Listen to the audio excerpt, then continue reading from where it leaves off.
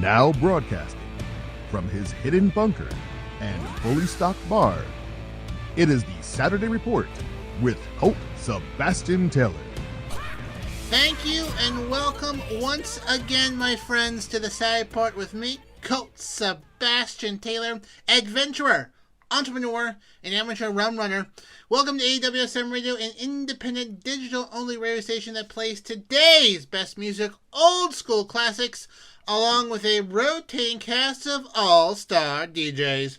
AWSM Radio focuses on mainstream artists, independent artists, along with a variety of interesting talk and music shows throughout the day, such as mine. All we do is entertain, inspire, and inform. My friends, I want you to be part of the show as well. So find me on the Twitter, on the Instagram, on the Cameo, and on the Rizzle at Colt S. Taylor. I'm not very hard to find. You can even Google my name. And catch up with all of my adventures, including past episodes of this show at ColtSebastianTaylor.com. Okay, my friends, let's get started with this week's Saturday Report. And the first story this week is about me, Colt Sebastian Taylor, and the Saturday Report with Colt Sebastian Taylor on the AWSM Radio. Just want to give you a quick announcement here that, listen, folks, we're all busy. I absolutely want you here Saturdays at 11, Sundays at 11, listening to my show. But if you are living the high life on the weekends, traveling internationally, or waking up from a terrible hangover, you can now get this show in podcast form at Spotify or your major podcasting folks through my friends at Anchor.fm. If you go to Anchor.fm/Colt S. Taylor, you can figure out how to subscribe to the show. I usually put up on Sunday or Monday and whatnot, so just want to let you know that you do not need to miss a weekly show of news, and you shouldn't. I'm just saying, you really shouldn't. Anyways, moving along. My first news story is actually kind of going back and looking at something. About a week or two ago, there was a major heat wave in the west coast of the United States of America. Places like Oregon, Washington, Idaho. We're seeing temperatures above 100 degrees. Some places 115 degrees. That's hot for Oregon. Holy moly. So hot.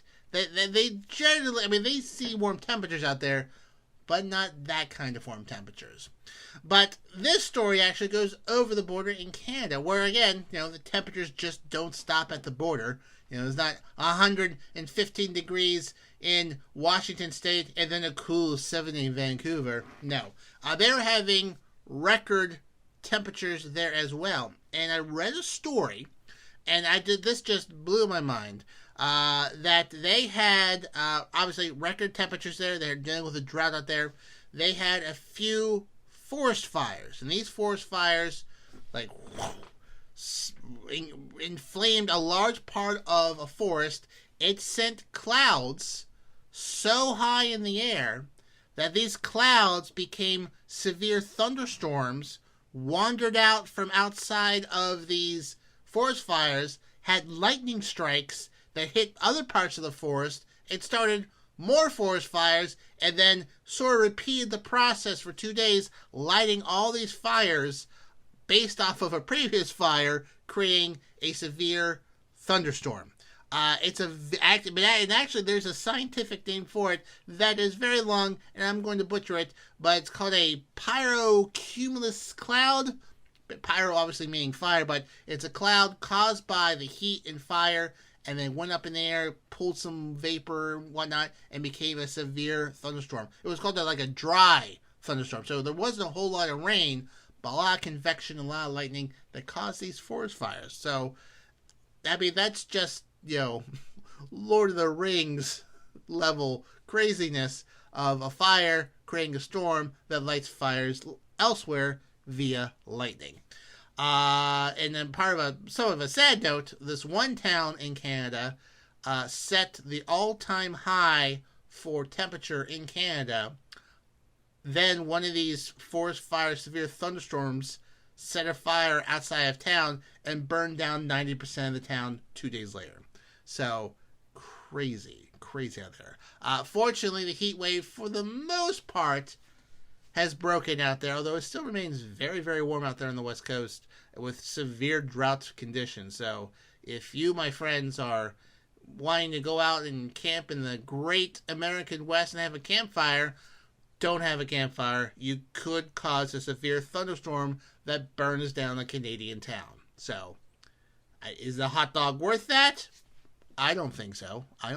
So, be careful. Remember, as Smokey the Bear says, only you can prevent forest fires. I'm not saying that's the best Smokey the Bear impression you've ever heard, but I would say the best within the last 7 days. How often do you hear that impression? You don't. So, anyways, wanted to bring you that weird forest fire weather story to you this week. We now go from Canada to Tokyo, Japan, where the Olympics, delayed after 1 year due to COVID-19, is scheduled to open this month, but with no spectators. So if you have bought a super expensive package to go to see the Olympics, chances are your travel agent may be calling you soon due to a rapid increase in infections of COVID-19, specifically the Delta variant, which is supposedly much more contagious. There is a state of emergency in Tokyo, where the Tokyo Olympics are being held, and they made the difficult decision, and this is less than a month away. Like, I think it opens July 23rd. That there will be no spectators in the stands at any Olympic Games. Originally, they were going to do it half capacity, or 10,000 people, and only people from Japan. No outside visitors were being allowed to come into Japan to see the games. But now, due to rising infections, they are now stopping. No spectators in any stands. It's going to be a TV only event of the Olympics. Obviously, the first time in the history of the Olympics. I imagine it's going to look really weird. I mean, when you see these Olympic trials, when people are on TV trying to make the Olympic team, you don't see a whole lot of people in the stands. You're going to see even less. There's going to be no one in the stands. It'll be interesting to see whether they try to, like what they did with the football games, they had sort of simulated crowd noise in the background, or is this just going to be super, super quiet? So, I mean, it's a shame, but I think it's better than canceling the games. If they would have postponed it again, they would have canceled the games altogether. Next year is the Winter Olympics, because they trade off every 2 years. It's the summer, the winter, the summer, the winter, so there's always 4 years apart. Or there's always 2 years between Olympic Games, switching off between summer and Olympic, summer and winter, which didn't always used to be that way. They used to do the summer and the winter in the same years, and then I guess someone got the marketing idea of like, hey, we can make lots of money every 2 years if we just did that. Yeah. So there will be no fans in the Olympic stands in the 2020 21 Olympics in Tokyo. Should be interesting. Obviously, this is causing a lot of issues with sponsors, and because not all Olympic events are advertised, are broadcasted, obviously, but lots of people generally go to them, and then local advertisers usually scoop up promotional opportunities at these smaller events, and but now there's going to be no one there to see them, and chances are they will not be broadcasted on TV. So a lot of disarray with that. I mean, the Olympic Games are still going to go on, but from a marketing and business perspective, kind of a whole new ball game over there. So we shall see what happens. And we know when the Olympics do occur, I, Colt Sebastian Taylor, will provide you a medal count update in the 2 or 3 weeks, which I'll be doing a show during the Olympics. So you can count on me for an update at least once a week about how the Olympics are going. I think I will follow United States, India, let's see here, probably China, Russia, and then, Japan. Those 5 nations I will follow. I'll let you know how they're doing in the medal count. But you know who gets the gold medal in my book, my friends? In terms of DJing, it's my pal DC, multi-gold medal DJ winner event in the DJ Olympics. Not very well known, unfortunately. But he is our in-house DJ here at AWSM Radio, and he mixes it up every Friday at 9 p.m., Sundays at 10 p.m. You do not want to miss out while he smashes it on the ones and twos, kicking the beats from his South Florida track and field bunker every week here. He's just, he is, when it comes to the athleticness of being such an amazing DJ, bar none, there's no one better than my pal DC. So, catch him Fridays at 9, Sundays at 10, DC live in effect right here on AWSM Radio. Coming back from Japan, we go to Louisiana. Have you ever been to Louisiana? I don't believe I have. Well, there is a mall in Louisiana called Mall of Louisiana, which is the largest mall in the state. And on Monday, Kara went missing in the mall. It would cause a lot of people to worry. When anyone goes missing in the mall, they really try to find them and whatnot. Let me go back. Kara's a 12-foot Burmese python. So a 12-foot python, yellow python, went missing in a mall. Apparently there's a zoo there. And on Monday around 2:30, they found, Kara, it's not where she's supposed to be. Interesting. And they couldn't find the snake. They couldn't find this large snake. And they're like, oh no, where's this snake? Well, fortunately, I mean, I'm not a fan of snakes. As I mentioned from last week with the spinning cobra loose in North Kakalaki, that I'm not a big fan of snakes. But this had a good, happy ending. It's been missing since Monday night. They found her Thursday morning. They called in some snake experts from the Blue Zoo to help them, because obviously there's a small zoo inside this mall. They have their own experts, but calling in some more specialized snake experts to find the snake. It was found in a large crawl space up there, and they said, well, this is pretty much what snakes do. Kara got out of her enclosure. It was kind of scary, so she kind of just curled up and hunkered down and sort of waited to figure things out. And they found her, and they took her to the LSU School of Veterinary Medicine just to get the snake checked out. Obviously, it kind of went through a shock. Did not spend a few nights in its sort of environmentally controlled enclosure. I want to make sure the snake was perfectly okay.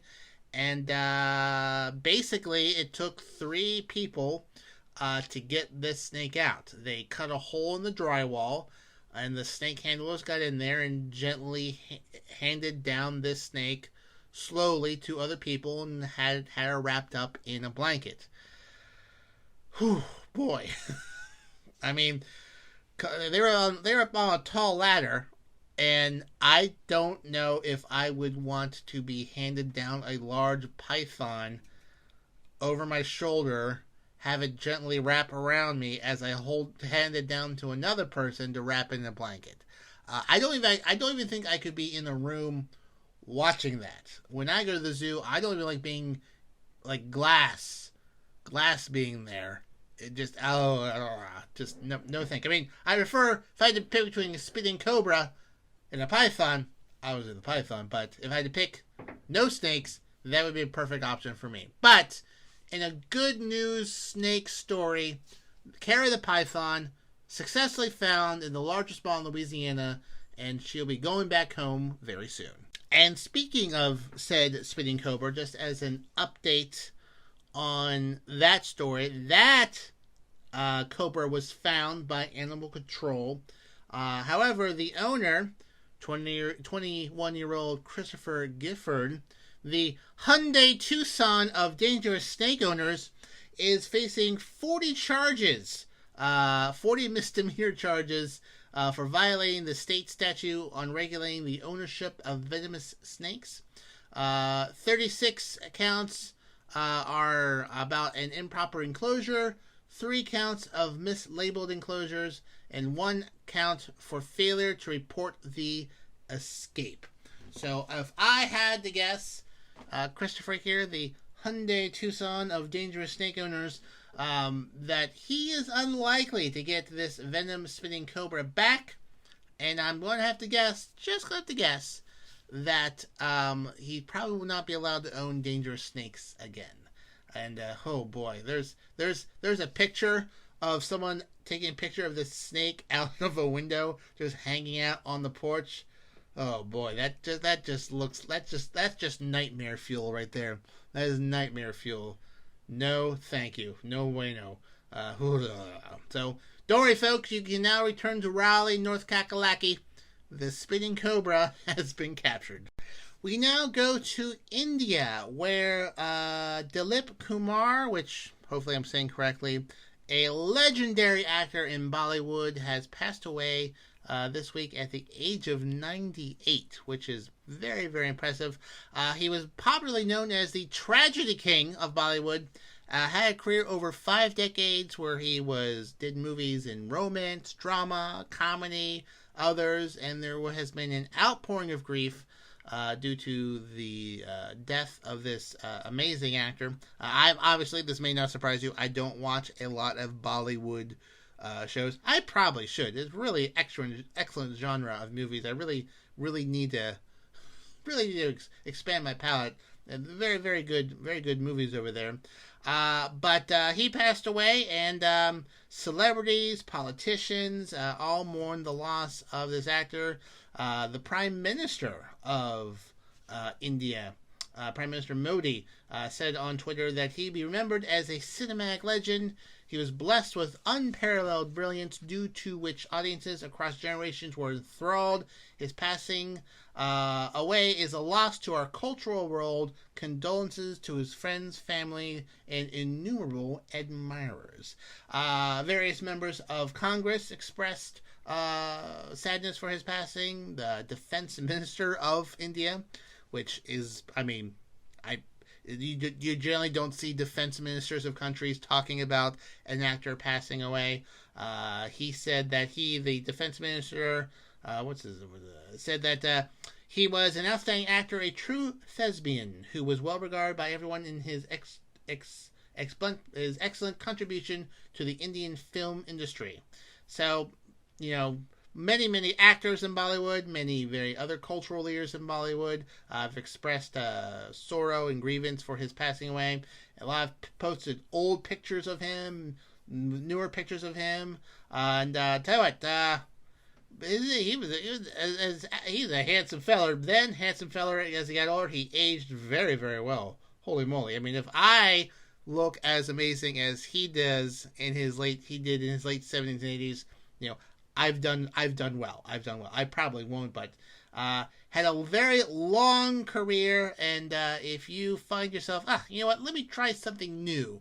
Let me try something new this weekend, or next weekend, or this week. I would recommend watching a movie of this legendary Bollywood actor. Unfortunately, the great Dilip Kumar passed away this week at the age of 98. Check out some of his movies. They're probably not hard to find on any of your streaming services, but always sad when a great actor passes away. We now go from India to the Suez Canal. As you may remember, in March, I covered it here on the show, a large container ship got stuck in the Suez Canal, the Ever Given. It was stuck there for 6 days, got freed, and then was being held in the canal for 3 months as the bureaucracy of the Suez Canal fussed and argued over damages due to the nearly weak blockage of the Suez Canal. They wanted about $1 billion from the company that owns the ship because of the damage that was caused. But they came to an agreement, And then this week, the ship was finally allowed to leave the canal and finally go to its port to offload its containers.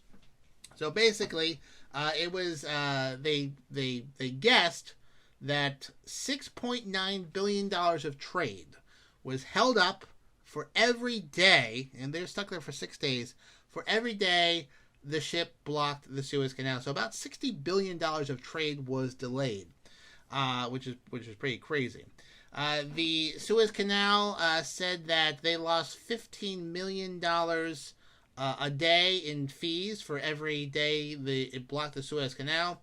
They had initially demanded $272 million, and then as a fine, and then another $3 million to helping them get the ship unstuck from the canal, and another $344 million for other damages. Eventually, after 3 months of wrangling, they settled on a final claim about $550 million, about half of what they originally asked for, which is pretty crazy. They said the chairman of the Suez Canal, the company that runs it, a gentleman by the name of Osama Rabi, said that they were going to use the money to buy a new tugboat that could be big enough to pull a ship like that again if it ever gets stuck again.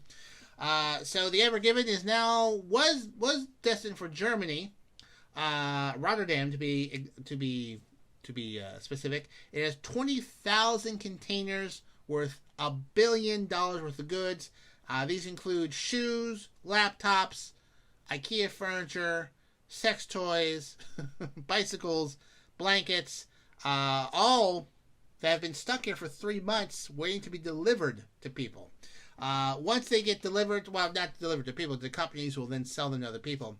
Now that this ship will be unloaded, these containers can go back in circulation, and apparently, that I wasn't aware of, apparently there's a container shortage in the world. So now that the economies are opening up again, the people are sending stuff all over the world, there are not enough shipping containers to ship everything. So the reason why you might be delayed in getting stuff overseas where you're building stuff or just your items is that, there's problems getting people to make enough stuff to meet demand, because there's a lot of demand for a lot of things. There's problems getting these things shipped because there aren't enough containers to ship these things. So there are multiple bottlenecks in logistics around the world right now, and a ship getting stuck in the Suez Canal did not help things. But this will be likely the last story I ever talk about the Ever Given, unless they get stuck there again.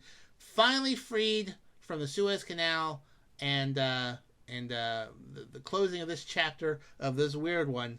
You generally don't see ships get stuck in the Suez Canal, but this ship has finally left with its goods to be delivered. And speaking of being delivered, I'll tell you who delivers something amazing day in and day out, Monday through Friday. It's my pal Rox with the Rock Sessions. It is our drive time show, making sure to make your evening commute home fun, featuring the hottest music on the charts. Not so hot that it causes forest fires. And some other surprises in between. My pal, the beautiful Rox, she will make it rock style, Monday, Tuesday, Wednesday, Thursday, Friday, 5 p.m. to 7 p.m. Do not miss it. Download the app, listen online, listen to the Rock Sessions right here on AWSM Radio. We now go to Botswana in Africa, where the third largest diamond in the world was discovered there, estimated to be 1,174 carats, which is big. That's a big diamond, worth probably over $40 million, and it has been the second massive diamond to be found in the country in the space of weeks. They've been finding a lot of diamonds in this new mine that they've been working on. It is larger. In June last month, they found a 1,098 carat diamond in Botswana, which is believed to be, third largest at the time, which is pretty amazing. They think based on the other diamonds they found around there that this was once a larger diamond, but had broken up over time and whatnot. And pretty amazing. In 2019, they found a 1,758 carat diamond at that mine as well. So this mine has been very valuable in producing diamonds. Now, the world's largest diamond was found in 1905 it was called the Colt diamond, found in South Africa. It was subsequently cut into smaller stones. They cut diamonds and polish them, make smaller stones, and some of those cuts of that diamond are now part of the British royal family crown jewels. So they were in charge of South Africa at the time, and as you may know, in colonialism, they kind of scoop up all the good stuff, and now that diamond is part of the royal crown jewels collection of the British royal family. So large diamond in Botswana. I mean, this thing is about the size of a fist. So it'll be worth a whole lot of money. Fun fact, Botswana is the world leading producer of diamonds in the world. They find a lot of diamonds in Botswana and that part of Africa, but Botswana currently has produced, in the last few decades, the most diamonds, which are not just used for rings. They use them for, to cut other things. Diamonds are amongst the hardest things in the world, so they're used to cut, harder things, cut other diamonds. Diamond dust is used to polish things. So there are a lot of uses for diamonds other than just fancy rings. Also, diamonds is what Mr. Freeze uses in Batman to power his cold suit. So, both uses in the real world, both uses in the comic world. So, hey, congratulations to the folks in Botswana. Hopefully that money they make selling a diamond will be used to, improve the lives of the people who live there. We now go to Lake Buena Vista, Florida for a spelling bee contest, an area that I am awful at.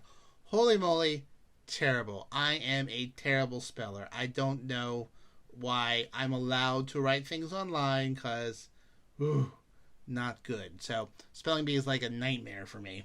But in the Scripps National Spelling Bee, Zayla Avant-Garde won, and she is the first African American winner of the bee, which is pretty amazing. She spelled the word let me try to say this. Murray, which is a genius of Asiatic and Australian trees. And she won. She was the first. She was inspired by Magnolia Cox, who in 1936 was the first black finalist at a spelling bee. But she did it. She won. Confetti blew in the air. She jumped jumped around. There has been only one previous black champion. It was also an international winner, and that was Jody Ann Maxwell of Jamaica in 1998, which is pretty amazing what she did. But she is not just good at spelling. No. Zala here, she has other amazing talents. She's a basketball prodigy and has 3 Guinness World Records for dribbling multiple basketballs simultaneously. And she hopes to play in the WNBA or even coach in the NBA. And she considers spelling to be a side hobby of hers, even though she practices about 7 hours a day. She only picked up spelling a few years ago because her father realized that she was very good at math, and her head that figured that could translate well into spelling. So she began training with a private coach named Cole Schaefer-Ray, who was the 2015 runner-up of the Scripps Spelling Bee, and it is pretty amazing. She's not done spelling professionally. Some people do this professionally. For many years, she sort of picked it up and did a really amazing job at it. I'm just, wow. So last year's spelling bee was canceled because of COVID-19, and was the first one in more than 25 months, and was modified to take COVID-19 into consideration, and so that they wouldn't be too exposed and whatnot. There was the in-person crowd. Usually they have a bunch of spellers on stage, but this time they had virtual semi-rounds, and only 11 people competed in person, and only family was allowed to be there. And it was hosted inside the same complex which they did the NBA bubble for COVID-19 last year. And Jill Biden also spoke there. Now, the format was overhauled because in 2019 there was an 8-way tie. They ran out of spelling words. And so there was an 8-way tie because these kids are getting very, very good at spelling, and so they kind of fixed that by having a multiple choice vocabulary questions, sort of to quiz them about vocabulary, and that was a way to let's just say not knock people out in the first round a whole lot quicker so they could get through all the words. She takes home $50,000 in cash and prizes, and so she did a great job. Congratulations, my friend. You accomplished something that I would have to probably make some unsavory deal with a demon to actually win, because there's no way I can even make a semi-final of a spelling contest, because I'm a terrible. So, congratulations. Hope to see you, my friend, coaching in the NBA one day. I really do.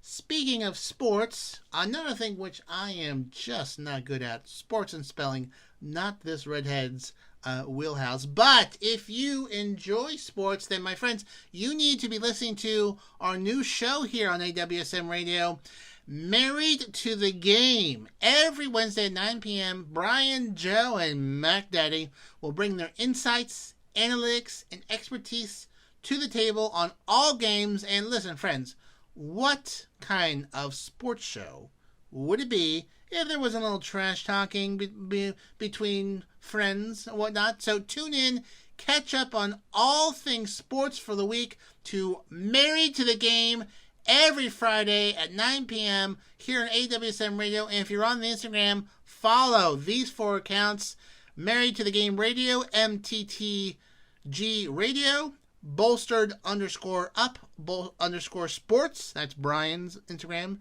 Nick can be found at the Mac Daddy Ryan Show, and then Joe at Turn Up the Jets, all on Instagram. You can find this, you easily find them, whatnot. But listen to this great show. I enjoy it. Married to the Game every Wednesday at 9 p.m. Eastern Standard Time, right here on AWSM Radio. Moving to the world of entertainment for an update for a story I did back in April. The cause of death of DMX was released this week. As you know, he had a heart attack on April 2nd and then passed away on April 9th.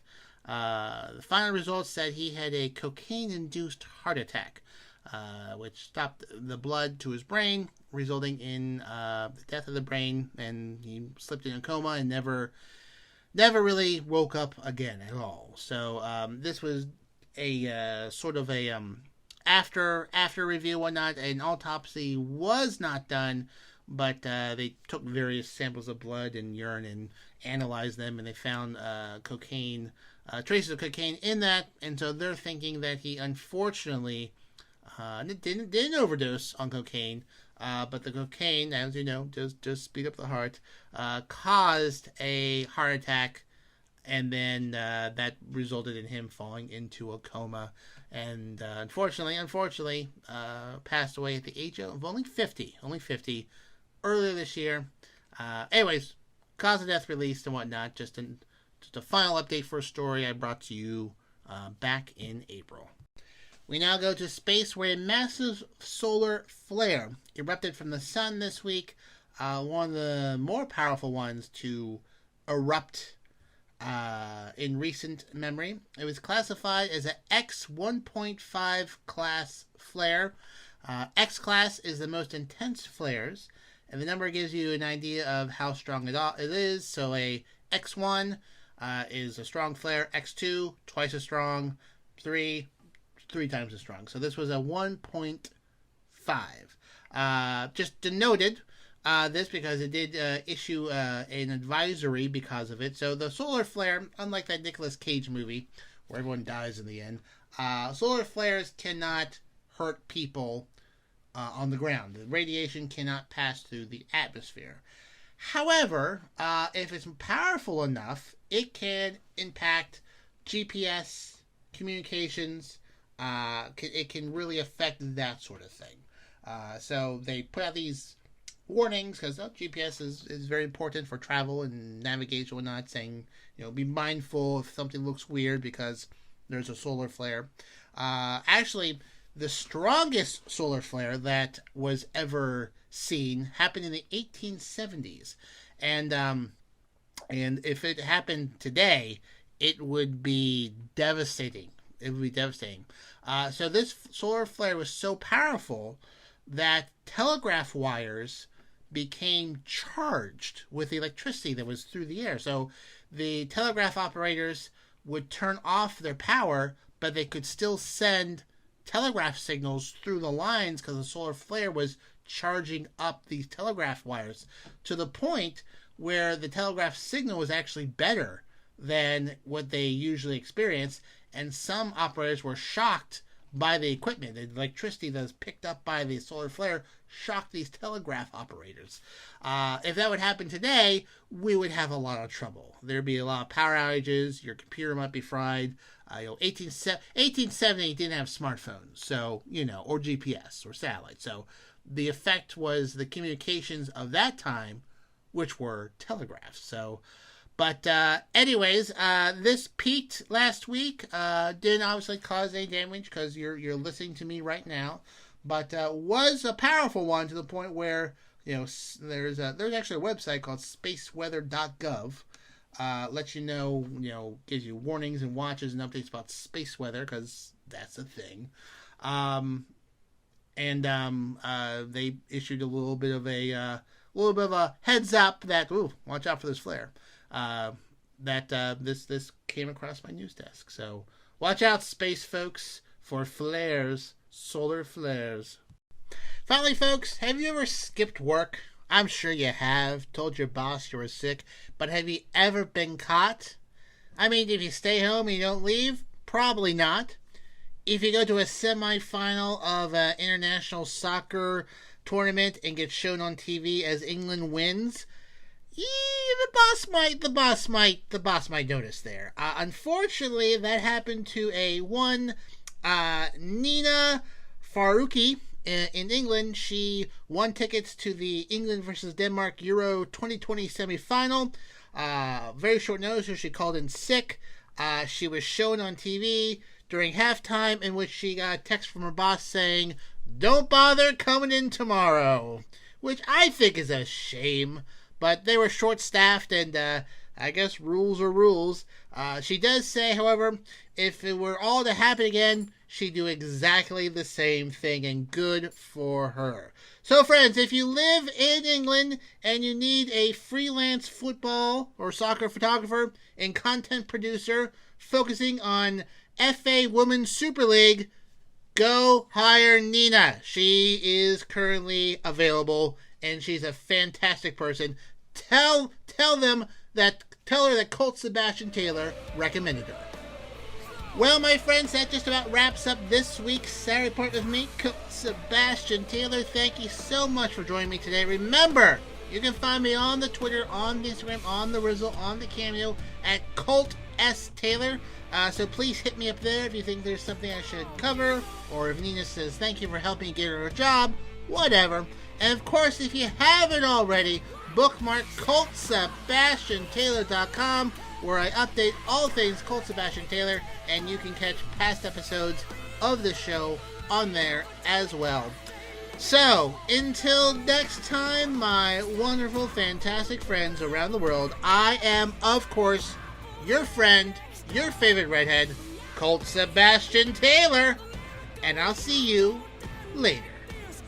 Have a good weekend.